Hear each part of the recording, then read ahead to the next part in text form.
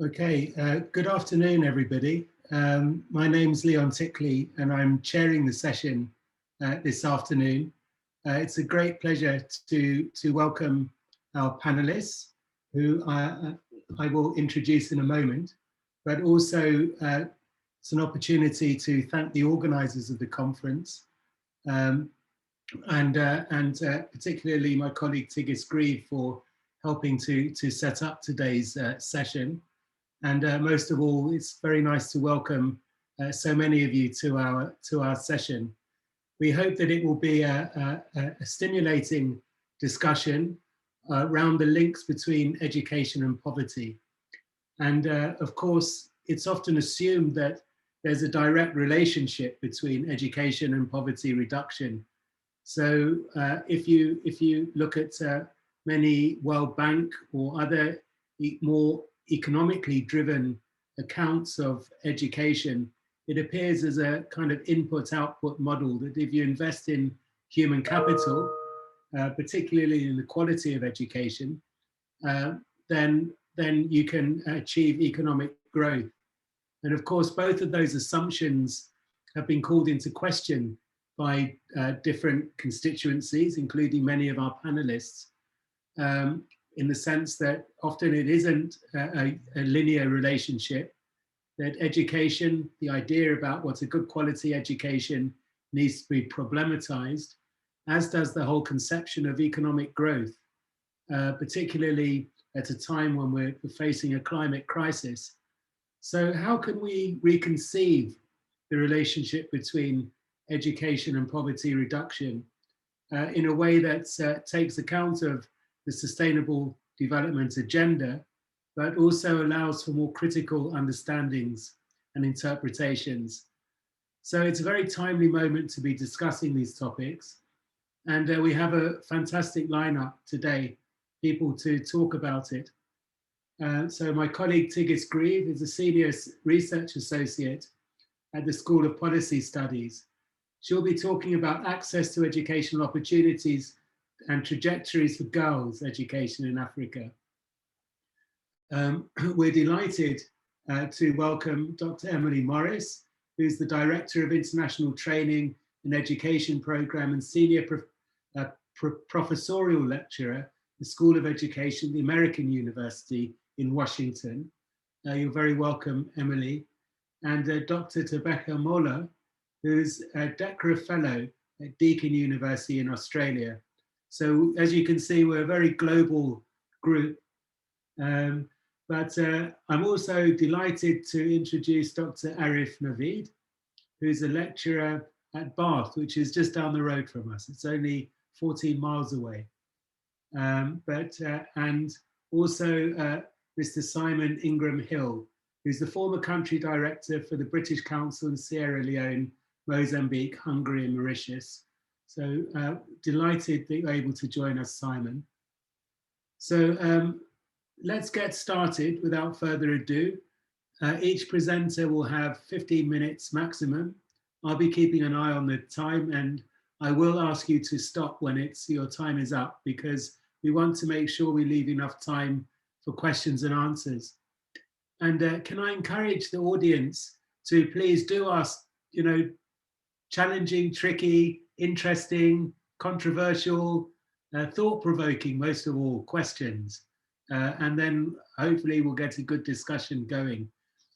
If you could pop your questions in the Q&A, then I'll curate them and ask the panel to respond to them. All right, but without further ado, enough of me, and over to my excellent colleague Tigis.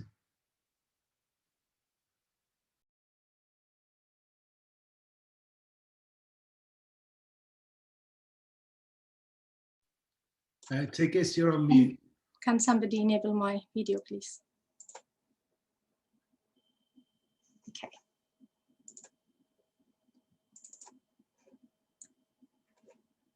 Thank you very much. I hope you could hear me now.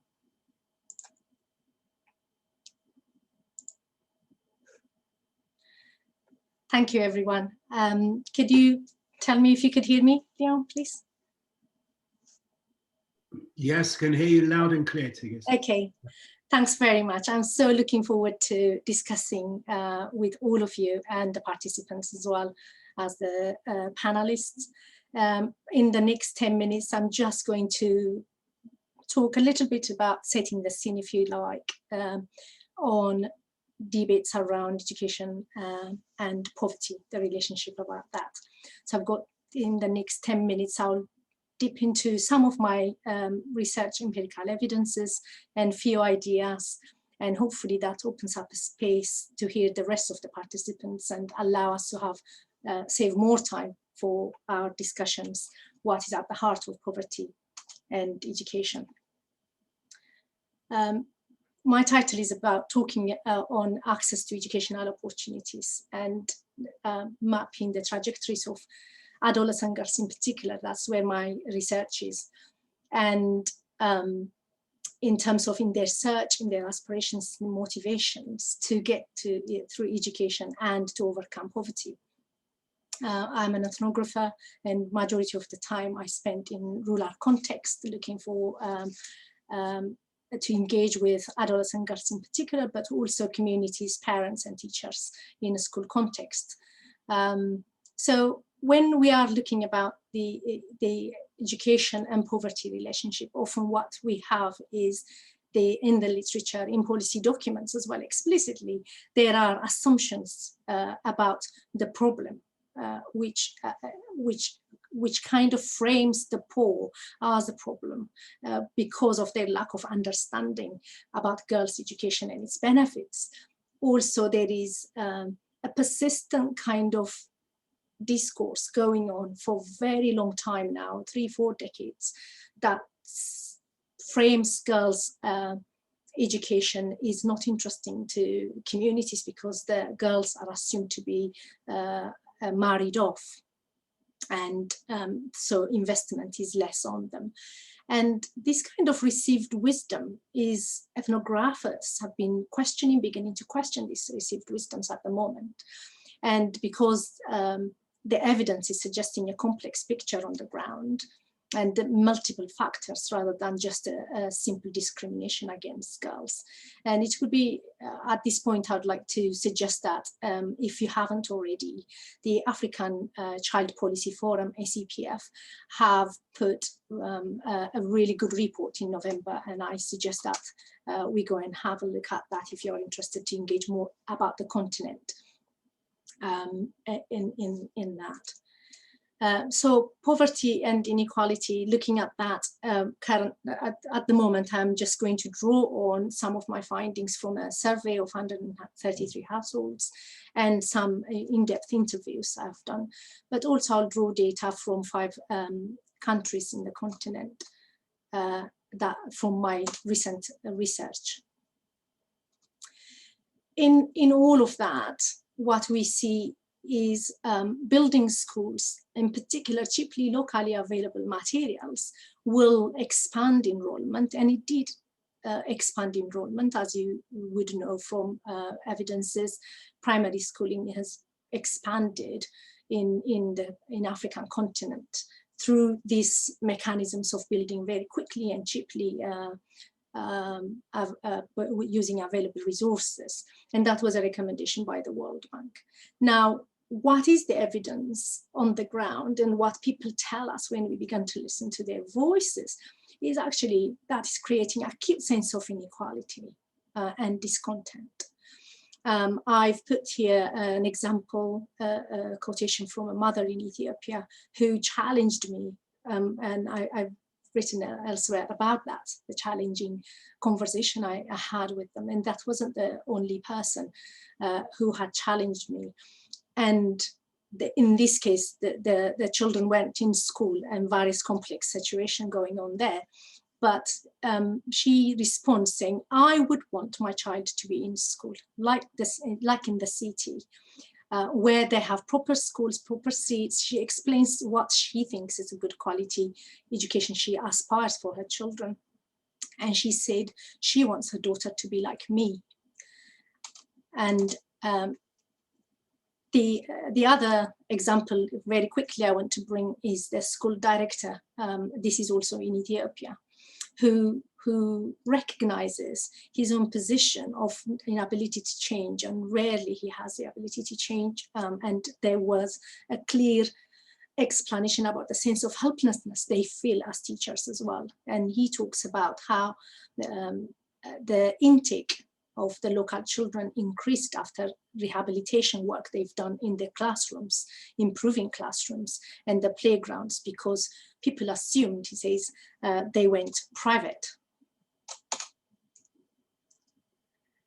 So as I had to speak through this, I'm not really giving you all of my data, but I didn't find any evidence that there was a low valuing of girls' schooling in those communities that I've been spending time, and I spent there extended time. And when it came to parents' decision, school enrollment, the question was not if the child was a boy or a girl, but a question of who is this child to me, because there were multiple kind of living arrangements. 16% of the children, for example, were not living in their own households. So there was more children that didn't live with the biological parents, for example, more likely to be out of school than the children who lived with their family.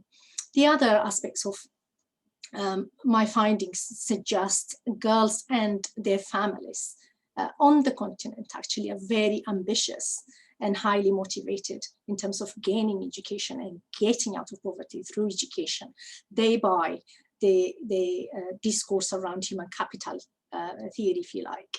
And considerable effort is put by families and girls themselves working and saving money, looking forward to September to securing the promises from education. And in that teacher's case a moment ago, where I talked about the director situation, it was in context of talking about how children used to travel very far or didn't really travel because the school, that locally available school, wasn't really fit in their view, or it didn't look like the school that they were imagining to have because it was just muddy and it wasn't clean, it didn't have any resources. And we do know for girls, school quality kind of build school where there is access to the toilet, where there's access to water is really critical. And in my other research, we talk a lot about period poverty related stuff with students. And one of the key things girls are discouraged from going to school in that particular time of the month is the poor built schooling and that they have access to. So as I come to wrap up my kind of appetizer for later on for discussion is to say that we assume as researchers, but also policymakers and the government in many settings, that building up schools or parachuting these schools very quickly into different villages and communities, or preparing training packages or setting up school clubs or something like that, technical fixes will suffice in bringing girls to school. But our findings suggest that there is also a greater self-reflection needed as people that are implicated in the outcomes that girls are experiencing, ourselves and donors in the state, ourselves as researchers, that's what I mean. To understand the socially embedded institutions, the assumptions people have, the motivations they have, and kind of in a way that by hearing their voices and lived experiences, how we meet the aspirations and maximize the opportunity to fulfill those aspirations for girls.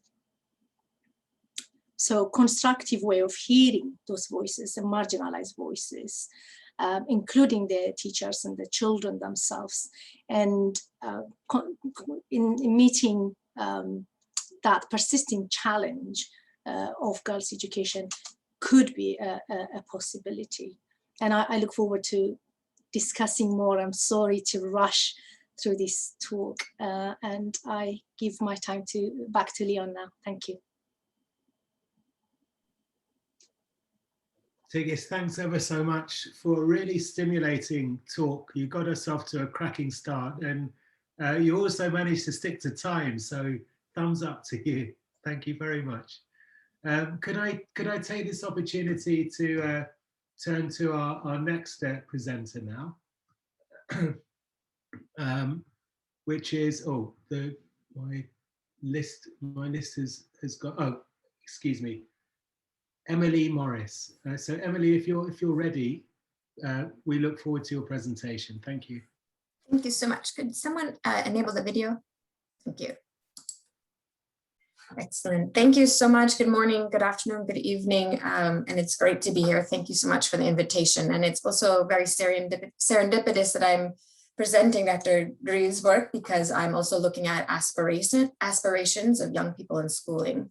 And I will be talking about geography in this particular conversations. Can you see my slides okay?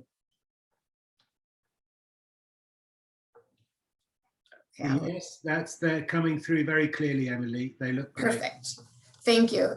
So I'm a critical mixed methodologist, and I center this work in post-colonial and critical race and critical feminism. And I'm going to be talking about the struggle for the good life and what the good life means in this case, and really how geography shapes girls and boys' schooling pathways in Zanzibar, Tanzania. And this is a 14-year longitudinal mixed method study. So I just, for positionality purposes, I lived in Zanzibar for a decade and worked in the Ministry of Education. So I started this as working within the Ministry of Education and have continued this work in collaboration. My intent of this presentation is to really show how geography, where young people live, their family economics, gender, social networks influence whether youth are pushed and pulled out of school.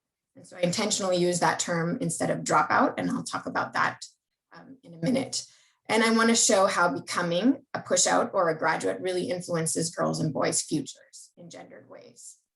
A little background for those of you that haven't had the opportunity to visit Zanzibar. It's an archipelago in the United Republic of Tanzania, semi-autonomous with 1.5 million and predominantly Muslim. There is a separate Ministry of Education from the mainland, and there's a dual education system. So there's a formal education system as well as the religious education system. Swahili is the primary language of instruction for primary school, and English for secondary, or post actually grade 5 now. A little bit of geography background. This is a map from the early 20s from a British cartographer.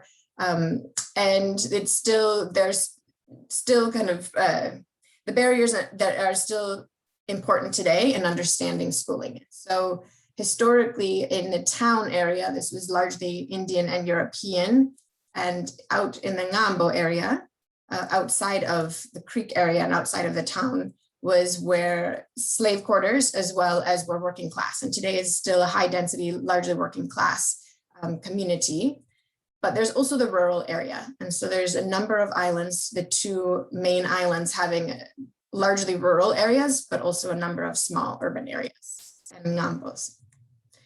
In Zanzibar, the schooling emerged largely for the elite and urban class, largely male, but some female historically recorded. And then the colonial schools continued this legacy of largely privileged sons. And then as post-World War II, the schools expanded. It started to reach more ethnicities and classes, but still very, very rural, limited. And then in the 1960s onward, post-revolution and unionizing, the socialist education reforms extended racially and to gender, but really it was until 1991 and the Education for All that rural areas started to really get access to the basic education, which is now 12 years of schooling up through Form 4. Important to this is the high stakes exam, as in many of countries across sub-Saharan Africa.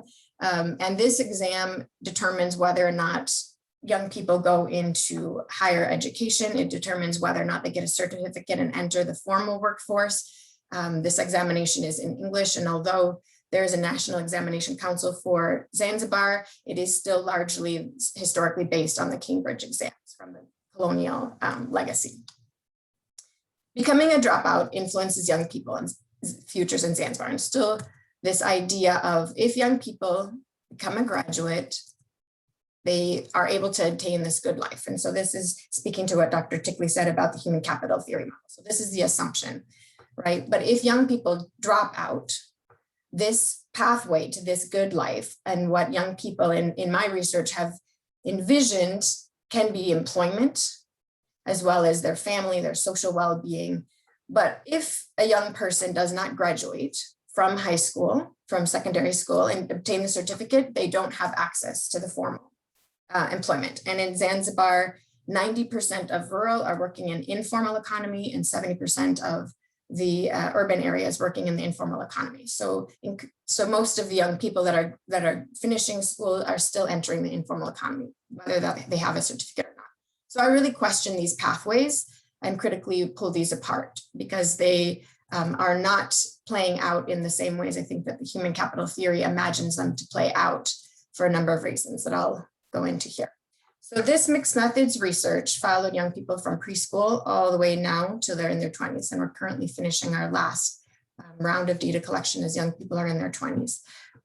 And we're looking at how their pathways and the factors that have pushed them out of school. But we're also using popular theater to explore 41 young people from a rural, Ngambo, and urban school and their experiences in school. And so their aspirations for their futures, but also their pathways and what has happened and the various factors that have pushed and pulled them out. We focus on dropout because it assumes, dropout often assumes that young people are choosing to leave. But in other research, we are finding that young people are pushed out of school and they're pulled out of school. The majority are not choosing to leave, they're failing the exam. And girls are actually enrolled at higher rates and staying through Form 4 at higher rates than boys. And so boys are actually more on the side of dropping and being pushed out, whereas girls are predominantly being pushed and pulled out of school. Some of the push and pull out factors that we've been able to untangle from the quantitative and the qualitative, but the quantitative significantly showed that the primary school that one attended really, and the geography of where that school is, was a major factor in whether or not a young person would complete their secondary school certificate and go on to school, or even just complete their secondary school certificate. So the geography really mattered, and the quality of education in that primary school. And this is confirmed by other research conducted by Dr. Masood and others across Zanzibar as well. Whether or not young people started school later than 7 years, so if they were able to start on time at that policy age of 6 mattered, their economic resources, their family's education, their social networks, as well as if they started in a community school or directly into formal school. So these all were significant in whether or not they were pushed or pulled out of school prior to finishing their certificate. Girls are often assumed in the literature on Zanzibar and other contexts as well that they are leaving school because there's preference to educate males, because they are choosing to leave, or they're getting married. In the case of Zanzibar, I didn't find these to be the case. There was a number of communities, but it was just a few certain communities where girls were leaving for early marriage and pregnancy, but overall it was a very, very small proportion of girls. The vast majority were leaving because they were pushed out. They failed the exams and they were living in a situation of poverty where they couldn't get tutoring and extra programming, as well as other structural factors that push and pulled them out. For boys, it was a little bit different. There was more of economic pressures was the largest. The idea that they needed to go and work and starting from the age of 12 years old, but also among the boys, it was revealed learning disabilities and lack of support for a disability, as well as a social pressure. So boys were really also failing the exam and being pushed out of school, but they were really showing that they were dropping out as well as being pushed out. Who is most likely not to become a graduate from the quantitative research? It was rural boys living in poverty. And so this also counters the assumption that when I started this research 14 years ago, it was widely assumed that it was girls living in poverty that were dropping out at higher rates. So what are some of the narratives the boys raised in their performances and in their own stories of schooling? Is this idea that boys need to go out and get money. And they need to make money from the age of 12, and that school is for girls. And predominantly this was for secondary school. So secondary school is for girls. And if you go to secondary school, you are still not going to get employment. Even if you stay on, you're going to go into the informal economy. So what is the point of staying on through secondary and delaying entry into the workforce versus starting at the age of 12? And so this was the large conversation among the young people in their narratives. The girls, it was a different conversation. They were seeing the good life, not just as an employment, whereas the boys were largely visioning the good life or their futures as employment. Young women were also looking at their self-values, the education providing them their becoming a good Muslim, being a good neighbor, being a good parent. These issues came up as well. So it also looks to that human capital theory often sees not only just this promise of schooling from a very linear lens, but also from a very gendered lens. And so their narrative showed very different pathways. This directly reproduced the colonial legacy in that young people in the rural areas, in our, especially in our qualitative sample, really had less access. Most of them were first generation secondary school students, whereas in the Ngambo, they had parents that had largely gone to secondary school and were going on to university, but in the urban area, all of the parents had gone to secondary school and most of them had gone to the university. So even though since the 90s and actually since 1964, schooling is supposed to be open to all young people across Zanzibar, in the rural areas, young people are still first generation secondary school students.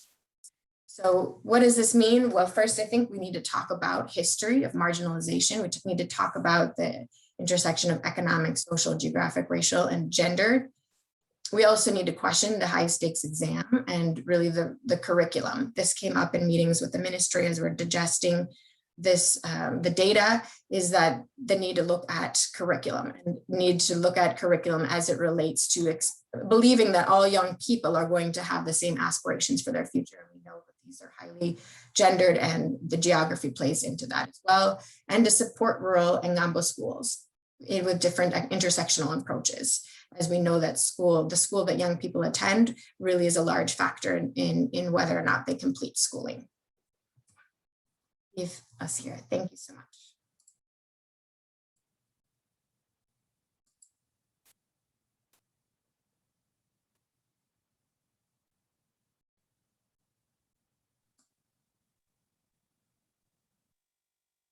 Wonderful, Emily. Is that I'm assuming that that you've finished your talk. We've lost you. So sorry. Yes, I have completed. So thank you so much, and I look forward to conversation. Okay, thanks ever so much, Emily. What a stimulating talk, and it took me back to Stone Town, and but also obviously the enormous issues and challenges, and the fact you were so embedded in the ministry there for so long as well. What a wonderful perspective you've given us. Thank you so much. Okay, well, next up, we have Dr. Tebeka Mola, who's from a DECRA Fellow, Deakin University, Australia. And Tebeka will be talking about education and human development, analytical reflections. So over to you, Tebeka. Thank you, Leon. Yep, start my video, all right.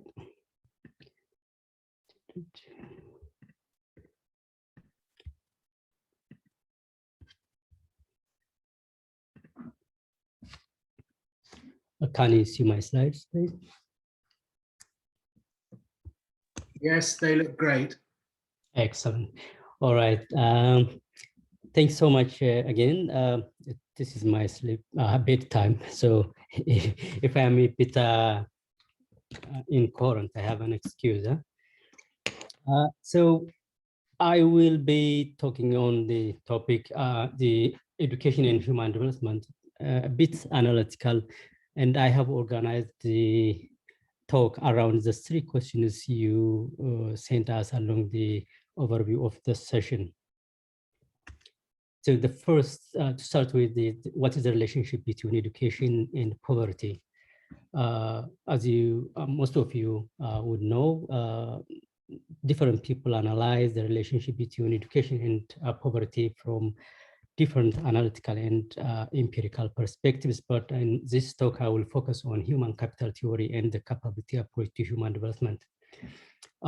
Human capital theory sees education as a means to build productive capacity of individuals and nations.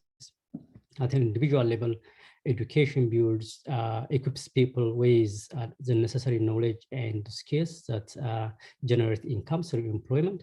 At a community or a societal level, education is a means for human capital formation or for building a skilled workforce that generates economic growth and that liberates in turn people from poverty. Conversely, lack of education means poor employment prospects and limited economic productivity at national level, leading to low income or poverty. But the human capital theory has been criticized from many angles. One, for example, it is too narrow. It focuses on one dimension of poverty, that is low income, and it ignores non-economic benefits of education. And most importantly, it forgets or ignores the importance of redistributive policies that connect economic growth and poverty reduction. As an alternative, the human capability or the capability approach to human development offers an alternative explanation.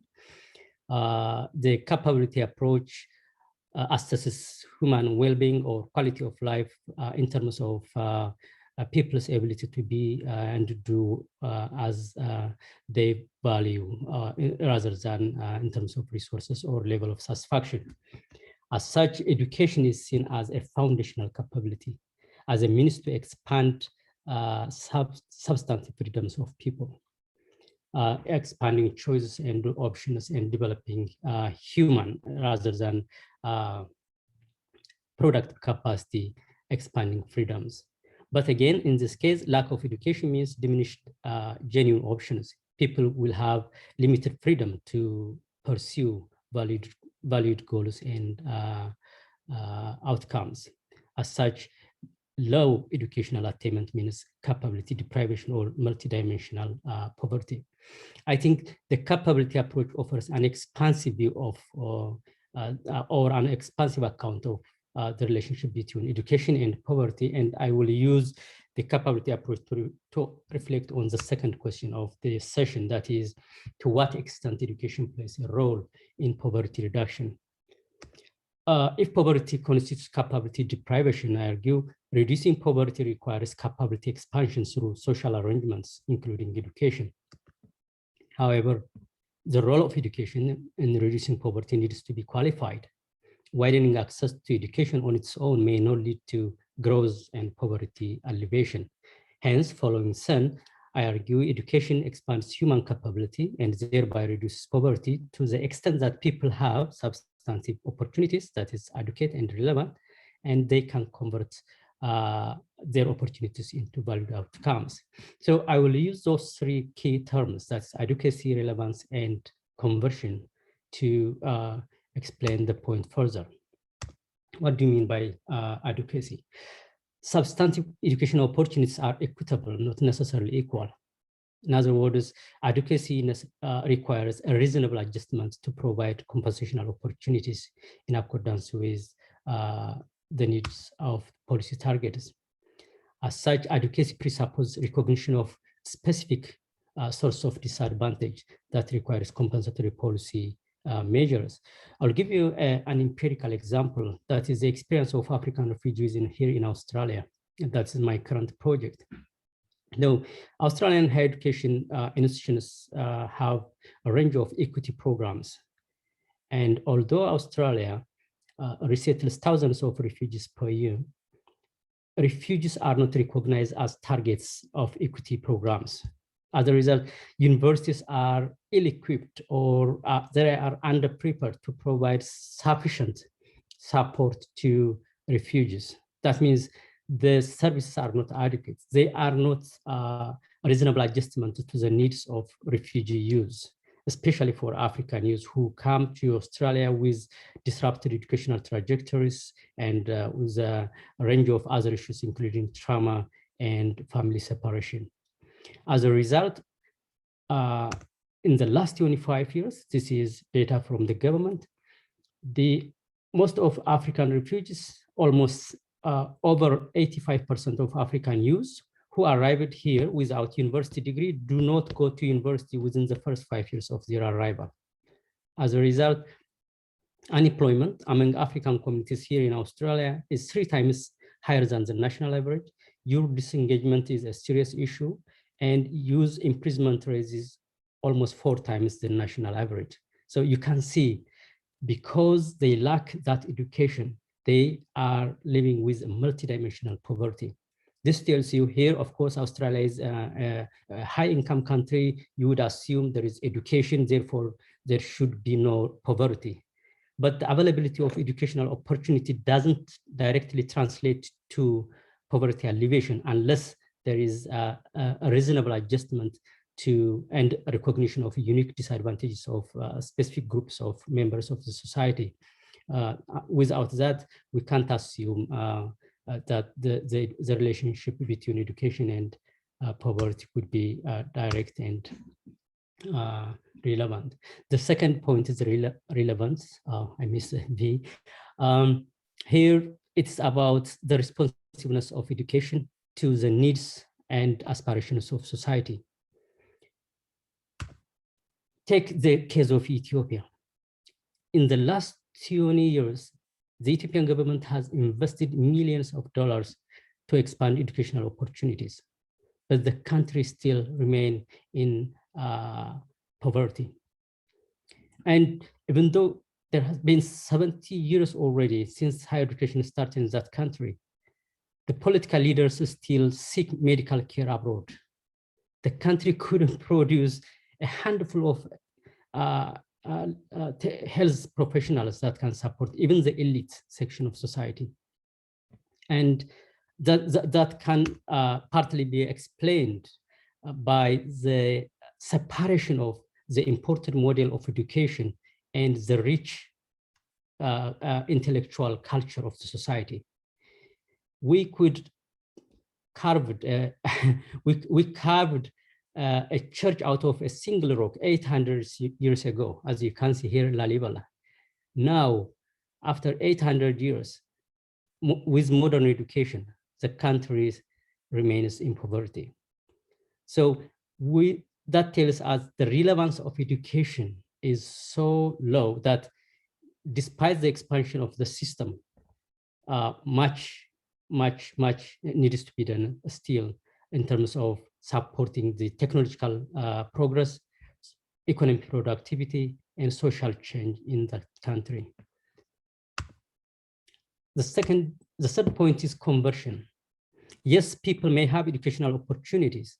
If it is not converted into some sort of valuable outcomes, it may not result in something positive in terms of poverty. I mean, you can give education. I have an example here. In gendered society, for example, Tigist mentioned the rural girls' education in rural Ethiopia.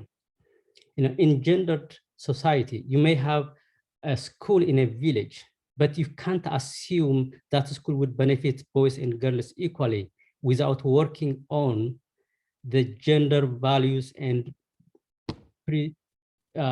views and also prejudice of the villagers.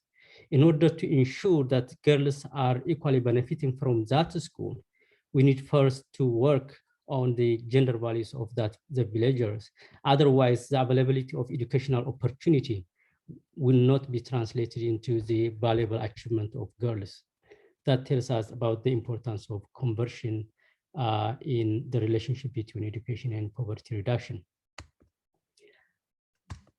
So what needs to change? That is the third question that comes with the overview of the program. I think this is a difficult question, and I am sure all of you in this virtual room will have your own answer to this question, and we may not agree on what each of us would say.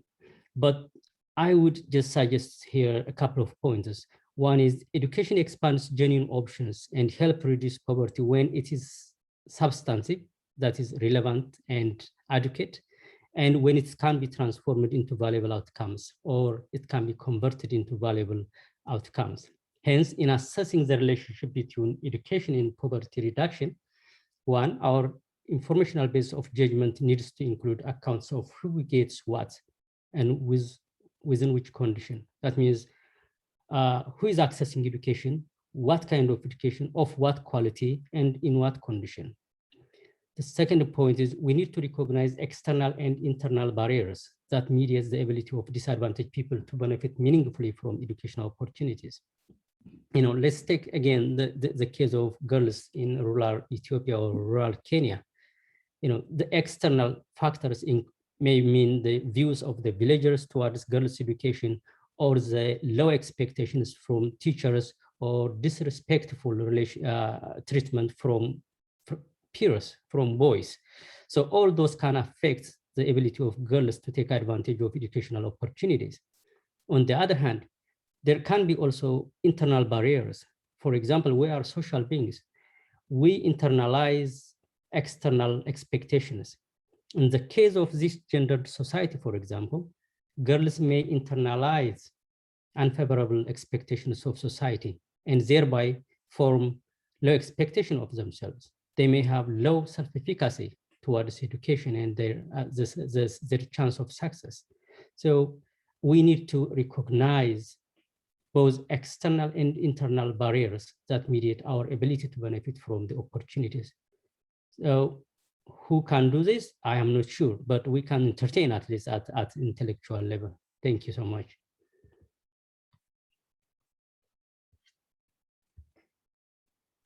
Thank you very much indeed, Tobeka. What a fascinating talk. And it's interesting to hear that comparative perspective between refugees in higher education in Australia and the situation facing girls in particular in Ethiopia.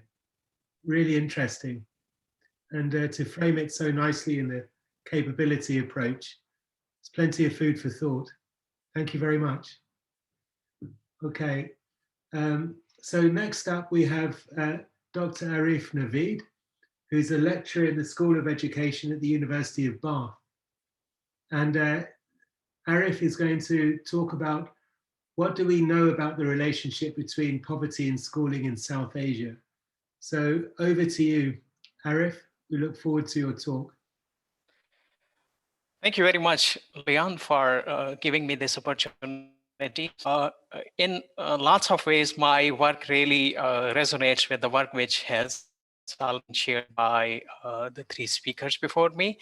I just want to say that given that I had short time, I reduced the agenda of my talk from making bigger claims about what do we really know about the relationship between education and poverty in South Asia, and have limited it to the relationship, to the impact of education on poverty, and that also in a narrow way. So just I thought I should manage these expectations here. So of course, South Asia is very diverse and huge in terms of population, cultural diversity, and all sorts of diversity. Just to look at the levels of poverty in the region, that depends really on the measurement and definition of poverty that we take. But whatever measure we take, whether it's monetary, national poverty line, or multidimensional poverty line, different countries are differently poor. Like in Bangladesh, Pakistan, and Nepal, a quarter of population lived below the official poverty line. So these estimates are for various years because the governments don't really provide these for every year. But if you look at multidimensional poverty, which includes, based on capability approach, it includes educational deprivations into the construction of the index, because the idea is that education is intrinsic important, but it's believed to expand other freedoms. So if people are deprived in education, they are experiencing poverty, but that remains to be properly investigated whether education does expand other capabilities and other freedoms, especially the economic ones. So just looking at getting an idea of the wealth-based inequalities in education systems at different levels across different countries. This table gives the wealth parity index. So for example, like in Bangladesh at the primary level, there are 70 children, 70 people from the poorest backgrounds completing primary education for every 100 from the richest quintile. And that is as high, this disparity is as high as 27 in Pakistan at the primary level. India does really well compared to other countries in the region. And these wealth-based inequalities within the education widen further within the educational system to the higher levels of education, coming to really only 7 people completing upper secondary education in Pakistan who are coming from the poorest background for every 100 people coming from the richest backgrounds. So that's the level of inequality. Now, looking at the impact of education on poverty, of course, this is also very vast subject, and one needs to limit for a meaningful analysis, limit the scope of the analysis. So what I did here is that I picked up the longitudinal studies, quantitative, motivated by human capital theory with all its problems, and some of these problems become more clear as we start looking at the evidence. But the key idea is that education gives economic returns to families, and those who are poor, if they are able to invest in education, they will be able to break out of poverty. But what do we see here really is, of course, there is strong evidence that education plays an important role, but a non-linear and a non-straightforward. So in Bangladesh, for example, the illiterate where household heads are illiterate, the poverty is higher, which is I mean, it's the case in most contexts anyway. The longitudinal analysis, which tracks families over longer period of time, it reveals interesting insights. So from Bangladesh, 1988 to 2004, and from Pakistan for 2001 to 2010. So the key insight is that, very simplified, that households which lack education, they're more prone to fall below the poverty line. And the households which are able to invest in education, they are more likely to break out of poverty during the period that they were tracked. And my own work, which tracks families from 1986 to 2013, which is fairly long duration for a developing country context. Initially, there were 930 families in 1986, but they split into 2,400 families by 2013. So what we find is that there are increasing returns to education. And those returns, the economic returns, vary across measures. So there are relatively less returns on income compared to the consumption expenditure, compared to the household wealth. So I'm talking about the economic returns at the household level rather than the standard individual level returns. And there are higher returns for the higher schooling of women. But the most telling insight was that over and above the levels of schooling, there were positive returns on the money spent on schooling. So which means that even if there are two families with similar levels of schooling, but one family has spent more money on acquiring that level of schooling, has higher returns after 27 years period. So something very strong is going on there, which really questions the equalizing role of education. And it also questions the increasing emphasis on privatization under the public-private partnership or low-cost private schooling arrangements in developing countries context. The evidence from India is also very interesting. There are more longitudinal studies there. So the analysis from 1993 to 2005 says that secondary and above levels of schooling of household head were associated with lower probability of falling into poverty.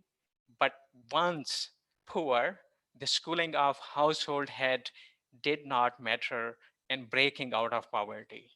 So that's something, again, very alarming coming out of this study. And likewise, the other study, which covers a smaller period, indicates that the chances of upward mobility were high, and they were increasing with time if the household had 8 years of schooling, which is middle levels of schooling. So some of these studies focus on household heads education only, because longitudinal studies on poverty are not necessarily driven by examining the role of education in details.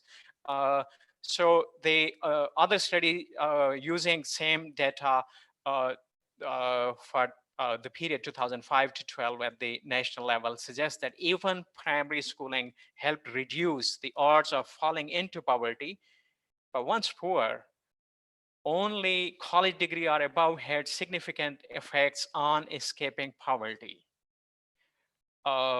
So it's the higher levels of education, and that's important for a number of reasons that I come to. And other studies from India also say, for example, from Odisha, it says the universal expansion, educational expansion, benefited the non-poor more than the poor, making the case for targeting of the poor.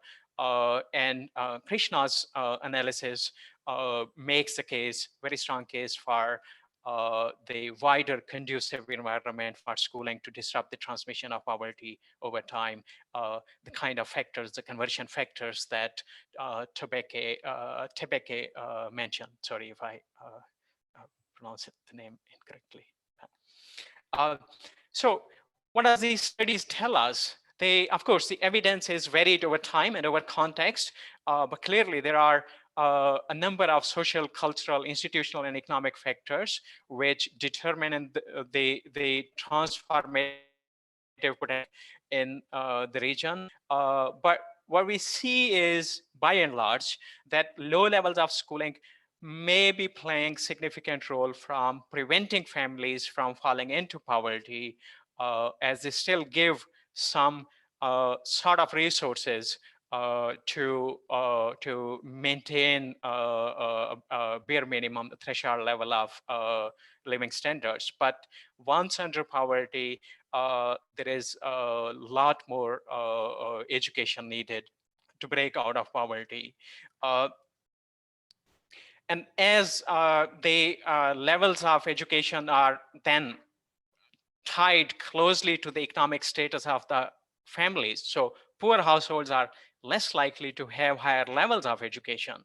So which means the potential of schooling to break out of poverty in the region remains very much questionable. Then the question is, where should you intervene? That if accessing education is shaped by poverty, and then perpetuation of poverty is shaped by education, how could you disrupt this cycle? And that is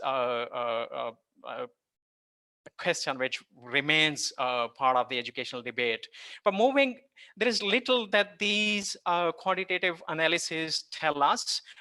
So moving beyond to understand the relationship between poverty and education from the perspective of the poor, from the voices of the poor, I've been tracking some families over almost 10 years period of time. Uh, Sorry, I was missing this slide. Coming to this point, I think this returns to schooling or economic outcomes for poverty really raise this basic question that which was part of the debate on education, especially behind universal primary education, and in many ways behind the Millennium Development Goals as well, that there were high marginal returns to primary education. But it's not the case anymore. So, which means that although educational expansion has happened, there are more and more people getting primary education, but maybe because the supply of the labor with primary education has increased, so there are no more significant returns to primary education. Or it may well be the case that education expansion did not keep pace with the expenditure per capita for education. So children who are going into school, they're spending the years of education, but there are not enough resources per capita available for them. And they're coming out of education with poor quality of learning, and that has little value in the labor market. And as a result of that, low levels of schooling, which are accessible to the poor, are not helping people break out of poverty.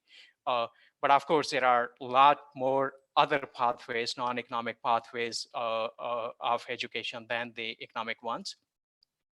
Now, moving beyond these statistics, when we started engaging with the voices of the poor and developing an approach which really listens to voice and especially the social conditioning of the voice, we were really able to understand the set of social relations which were beneath this relationship between economic outcomes and education.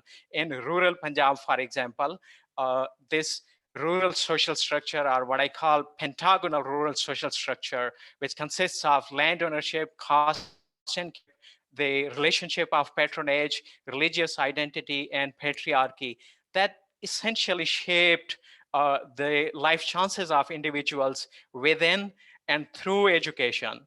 So in a study very much like the study which was shared by Emily in Zanzibar's context, I was asking people their idea of social mobility or tarakki. This is what they meant. They talk about social mobility. So what I found was really that the very idea, the meaning of tarakki were differentiated along the lines of households' position within social structure. So the privileged ones had different idea of social mobility that gave them different goals. And it also then gave them different aspirations, because aspirations, the cultural capacity to aspire, was rooted within these set of power relations.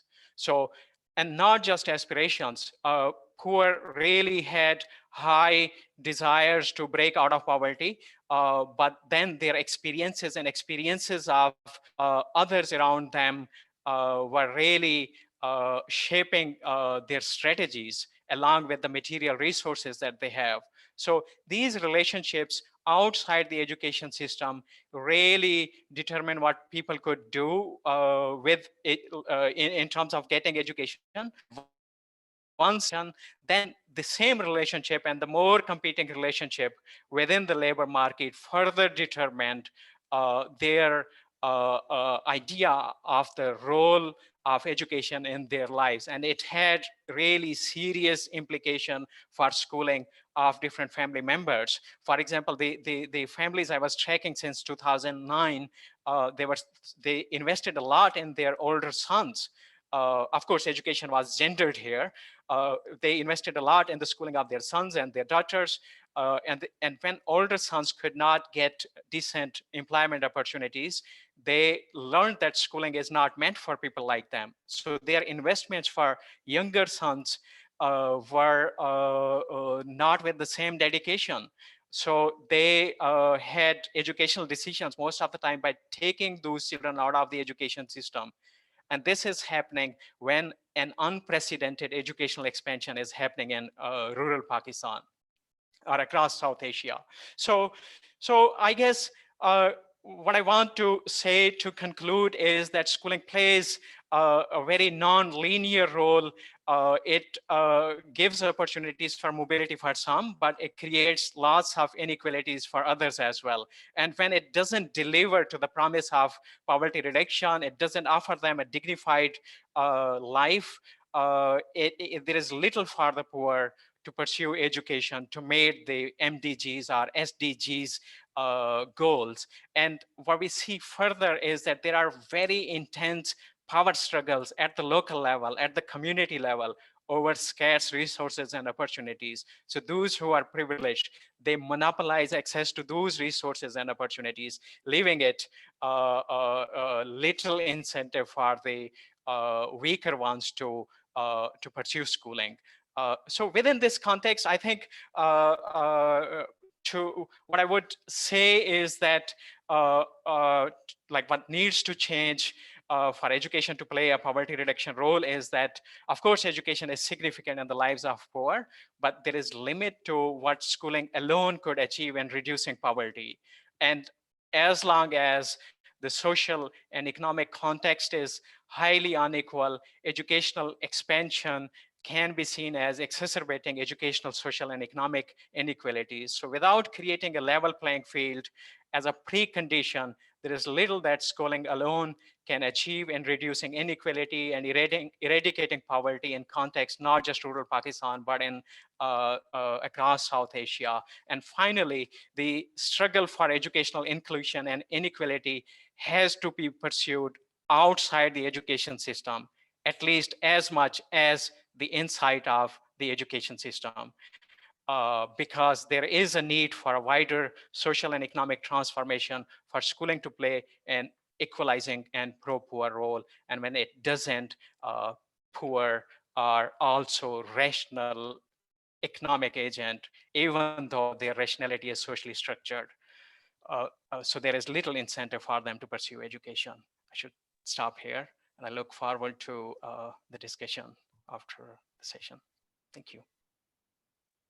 Okay, Arif, thanks so much for such a well thought out presentation. And it's so refreshing to see such a sophisticated analysis emerging from your analysis of the longitudinal data. And you've given us plenty of food for thought there about priorities for governments. And maybe a bit later, I'll ask you about that. But in the meantime, I'd like to invite our last speaker for today, Simon Ingram Hill, who is the former country director for the British Council in Sierra Leone, Mozambique, Hungary, and Mauritius.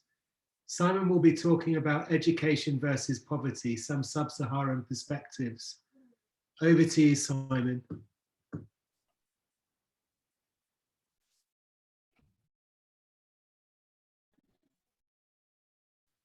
Simon, you're muted. Thank you very much. Can you hear me? I'm unmuted according to me. Yes, loud and clear. Okay, great. Thanks. Thank you very much. First, I'd like to thank the Bristol Poverty Institute for this kind invitation and for what is obviously a most timely conference. The links between education and poverty and how to mitigate the impact of the one on the other has been of great interest to those like myself who have been involved with development over the years, like all the other panel discussees. Between the mid-80s and 2018, I worked for the British Council in a number of sub-Saharan African countries, much of the time focusing on the educational sector interacting with government and non-government institutions. Drawing on that experience, let me, for the next few minutes, focus on some of these links, touching primarily on a couple of countries, Sierra Leone, where I worked between 2014 and 18, and Mozambique between 2001 and 5, both of which are classified as least developed countries, therefore amongst the poorest in the world.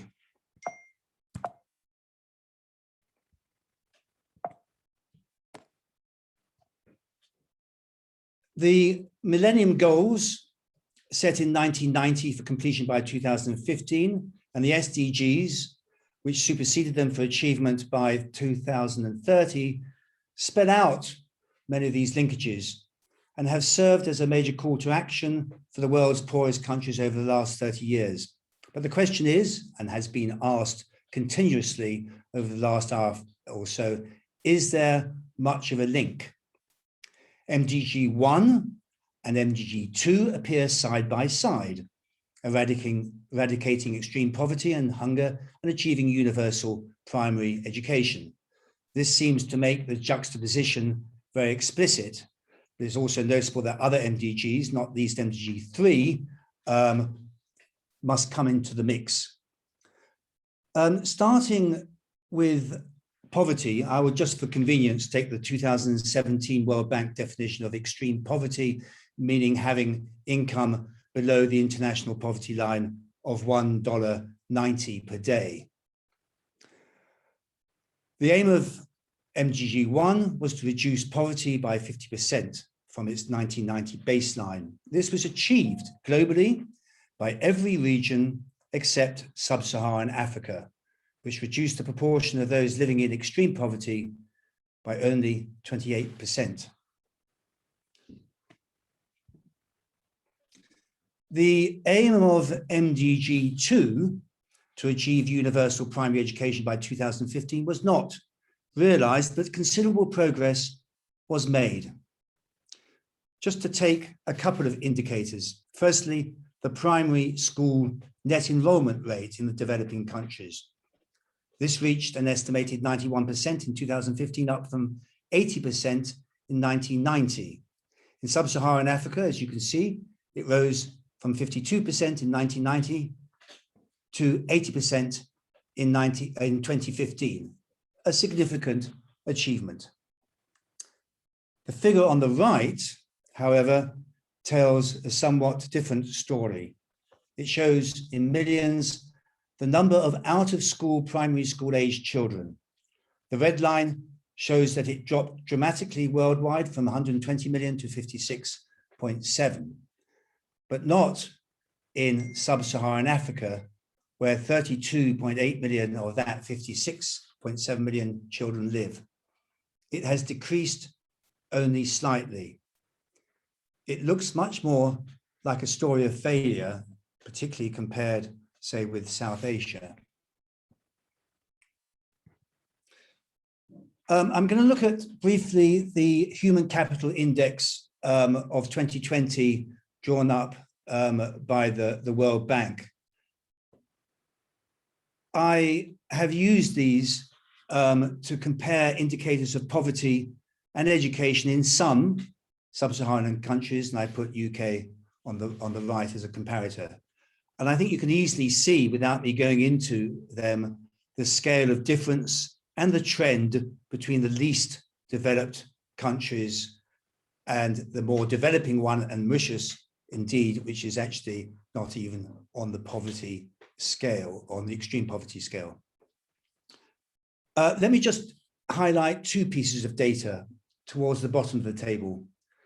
The planned years of schooling and the far fewer years of learning pupils actually achieve.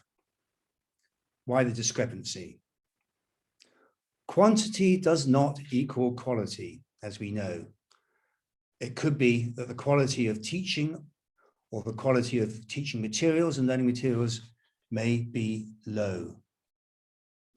The last piece of information I'll just leave there, but I think it does question the degree of emphasis that is put on education or technology. and the limits where you have in some populations where there's only, say, 31% of electricity reaching the country, and that's probably in the most richest areas.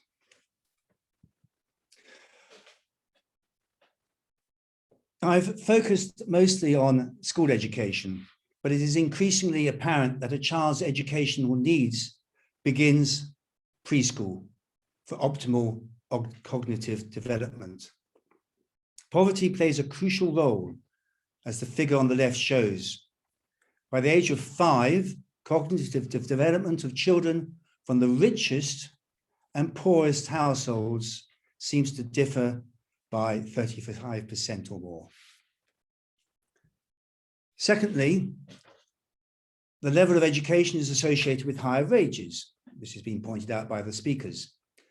Put starkly, the more education workers have received, the higher their earning capacity. Those who have completed primary school education will typically earn 20% more than those without any education, and a secondary school completer between 100 and 150% more. But of course, the picture is much more complex than is suggested here. You only have to look at the Sierra Leone, where the correlation is by no means obvious, to put some questions about this. Investment in education is undoubtedly important. It comes in many forms, from government itself, from the private sector and other sources, and also in the poorer countries from external donors. In 1970, a UN General Assembly resolution set donor countries the target of 0.7% of gross national income for official development assistance, ODA. The UK met this in 2013 and retained it till 2020. In the COVID hit economy, the amount pledged decreased, and the current government has now shrunk the percentage to 0.5%, and officially at the moment from 15.2 billion to about 10 billion. This must mean that the UK will restrict its focus to more specific targets, and it already has come out with some announcements yesterday. For example, girls' education. What this graph, all this graph really shows, is that aid comes from a variety of donor sources and targets different countries, for example, in sub-Saharan Africa, and educational interventions depending on donor priorities, as well as recipient country needs. That relationship, of course, has been questioned. By the mid-2000s, consensus grew that the quality of aid had to be improved to increase effectiveness.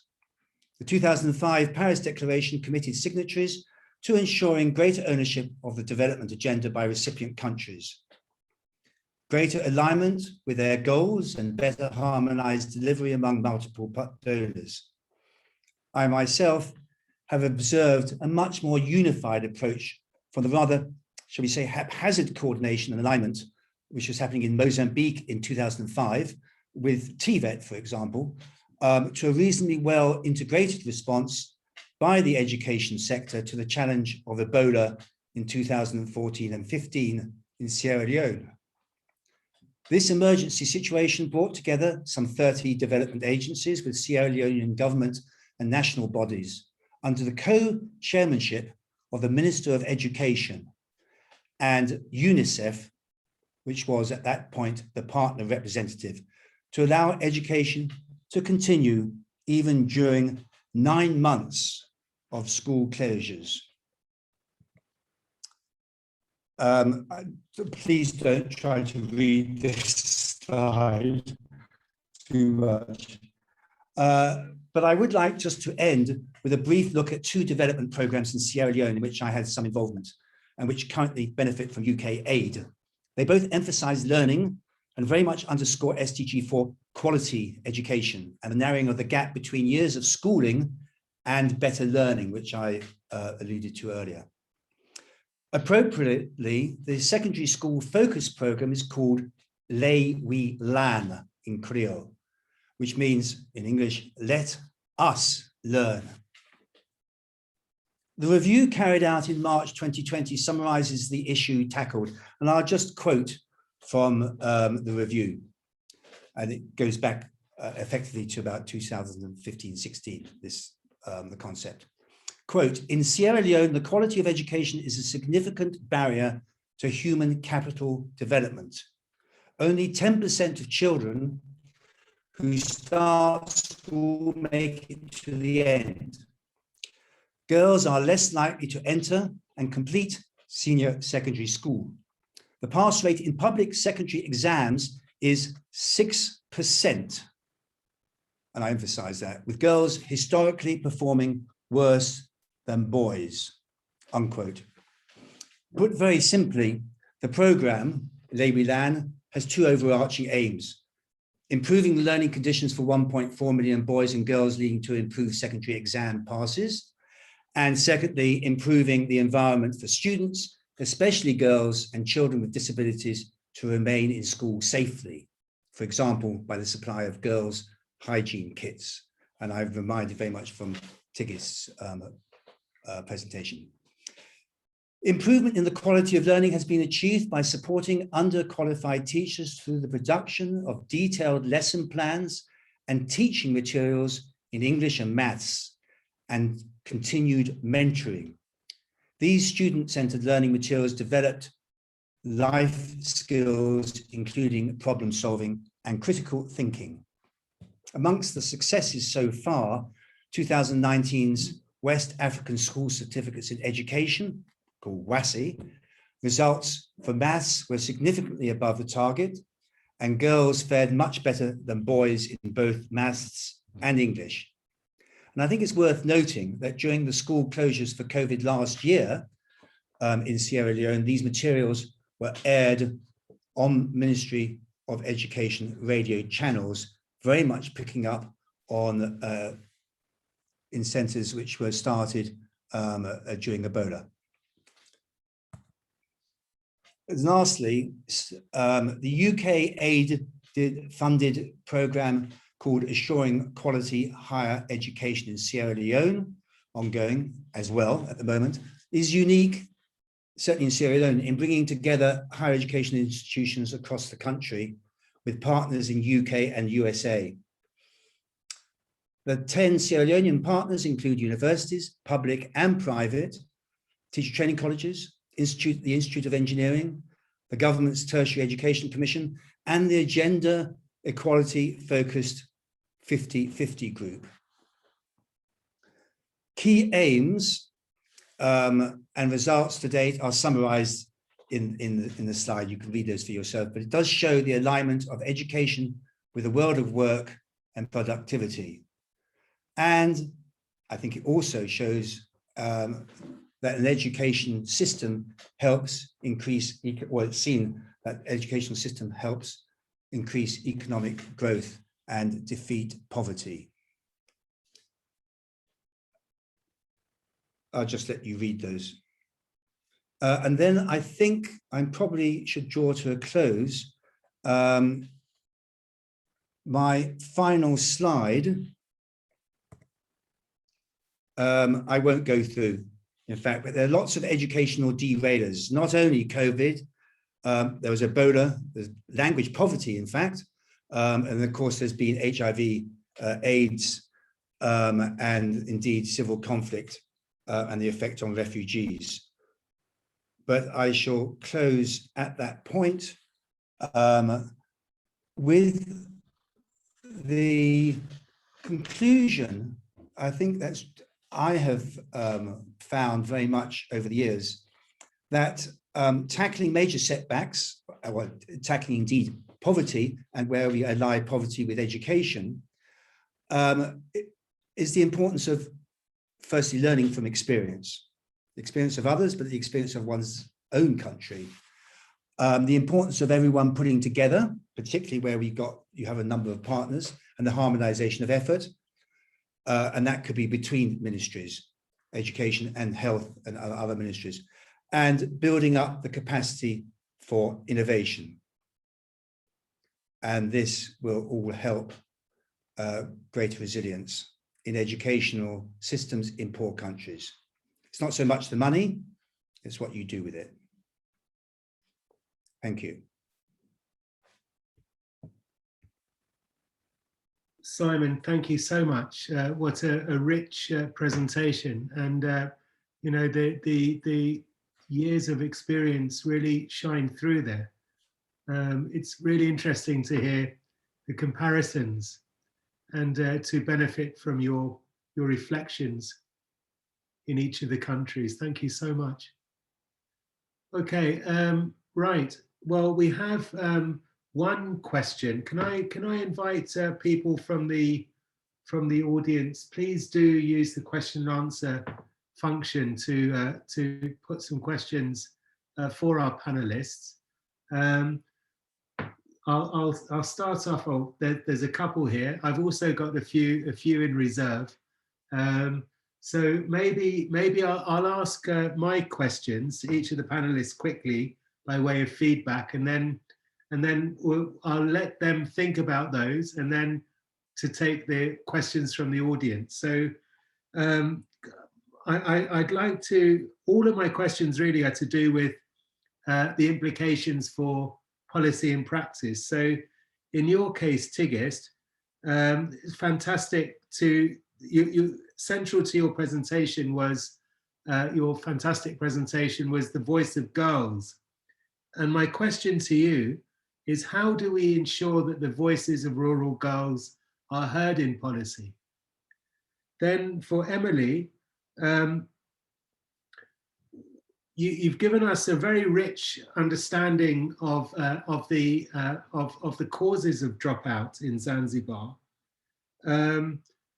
What do you think should be the top priorities for the Ministry of Education to focus on in order to reduce dropouts? And should they focus on the education system or on other parts of society and the economy? You mentioned, for example, the links with the labour market. Tebeka, you talked about the capabilities approach, and it was a really interesting comparative discussion. I guess, you know, as somebody that also uses the capability approach in my own work, one of the questions we're always asked is, well, how do you assess and evaluate capabilities? So in the context of Ethiopia, for example, you know, how do you assess and evaluate? Because of course, different communities and even individuals might have different ideas about what kinds of opportunity freedoms they need to realize their functionings. Arif, it was such a rich analysis of those longitudinal data sets. It's very rare to see somebody really develop such a rich, fine-grained analysis. I'm wondering though, from the model that you gave us, what would you say would be the top two priorities for Southeast Asian governments to focus on? And Simon, from your experience of working in these diverse countries, which of them do you think has made most progress in terms of eliminating poverty? And on reflection, what do you think education's role has been in that, if at all, from your experience? Okay, so there's some few questions for the panelists to think about, but let's turn to the what the audience are asking. So it looks like Tebeka, you've got a question here. Do you think vocational education is getting the merit it deserves in comparison to university education? Yep. So, can I start answering that? Yes, by all means. All right. I don't think my, okay. Thanks, Samal. That's a nice question. I think overall here in Australia, vocational education, there is a widespread misconception about the value of vocational education. even though vocational qualifications are highly valued in the labor market.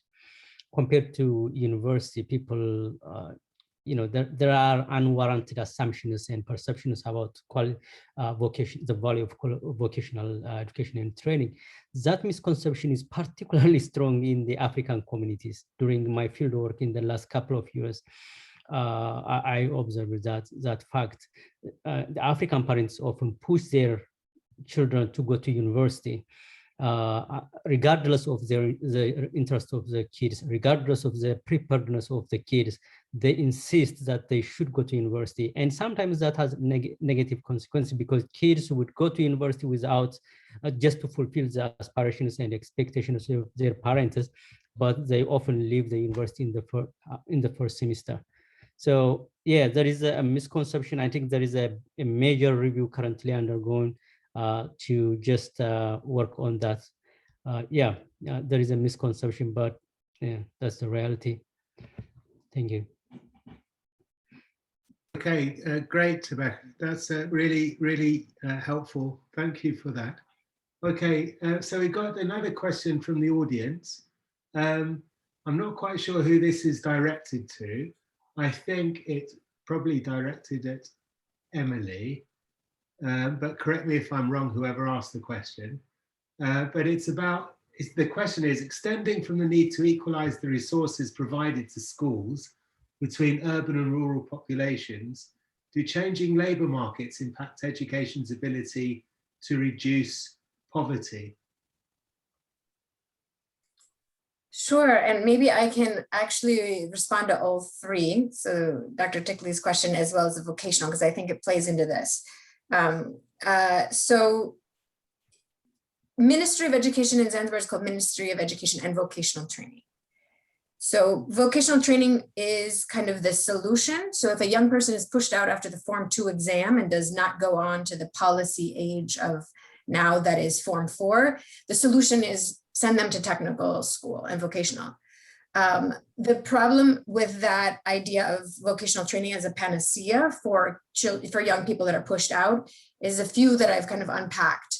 One, with sort of research, not just with this, but also in the mainland, vocational training is still very gendered along colonial lines. So young women tend to go into sewing, they tend to go into cooking, and there's very gendered work.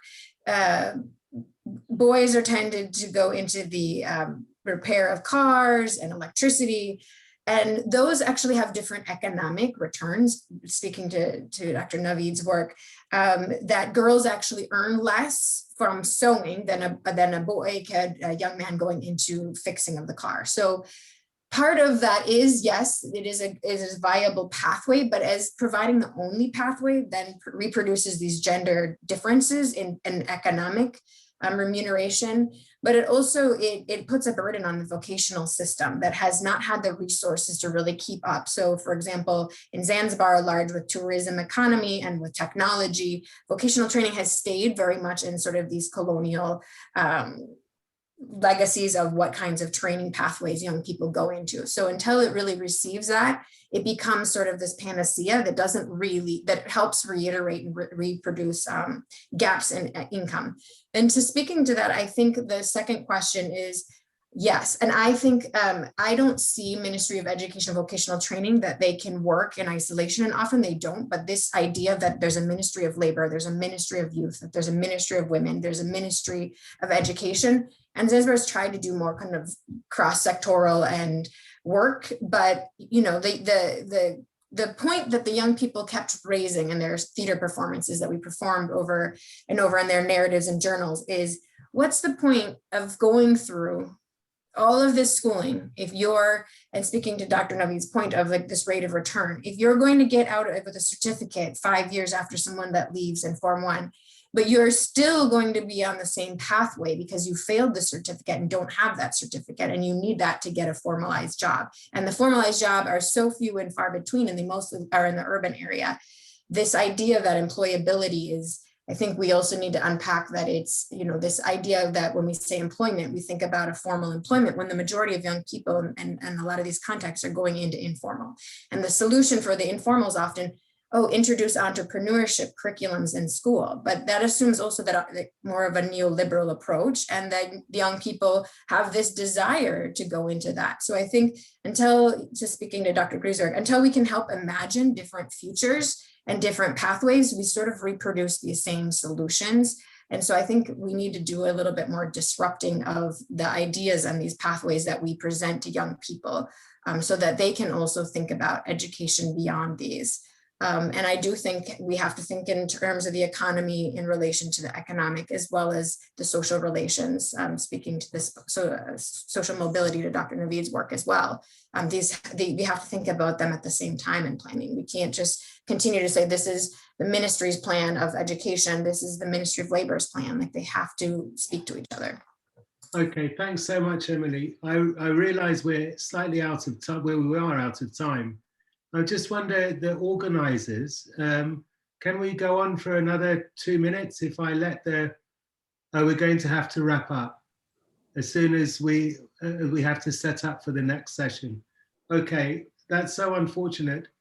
But I think, clearly there's a lot to talk about and to think about from each of those presentations. And I think, Emily, you did a great job in kind of relating the presentations there together. So let me just wrap up by thanking the panelists very much. Simon, Arif, Tigist, Emily, Tobeka, for your wonderful presentations.